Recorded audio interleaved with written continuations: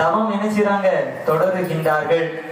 700 குடும்பத்திற்கும் இடம் இருக்கிறதுக்கு கொட்டகை அமைக்கணும்னா எப்படி இருக்கும்?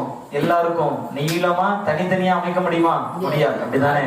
எல்லாரும் ஒரே இடத்துலதான் தங்கி ஆகணும். இப்ப வீட்டுல இருக்கிறது 4 பேர் இருக்கிறோம். 4 பேருக்கும் தனித்தனி ரூம் வேணும். அப்படிதானே? எனக்கு ரூம் இதுதான் அப்படின்னு நம்ம என்ன செய்யறோம், பங்கு வைத்து எடுத்து வாழக்கூடிய ஒரு நிலையில் ஐயா நமக்கு அப்படிப்பட்ட ஒரு பௌச தந்திருக்கிறார். ஆனால் ஐயாவின் மீது அன்பு கொண்ட இந்த அன்பு 700 குடும்ப மக்களும் ஒரே கடற்கரையில் என்ன செய்யறாங்க, 700 பேரும் தங்கி இருக்கின்றார்கள். ஆண் பெண் என்ற எந்த பேதமும் அவங்களுக்கு இல்லை. தன்னை என்ன செஞ்சுட்டாங்க, மறந்து விட்டார்கள். ஐயா சொல்லுகின்றார், கடல் நீர்ல தான் குளிக்கணும். குடிக்கிறதுக்கும் எந்த நீரை தான் பயன்படுத்தணும்? கடல் நீரை தான் பயன்படுத்த வேண்டும். அன்னம் சமைப்பதற்கு கூட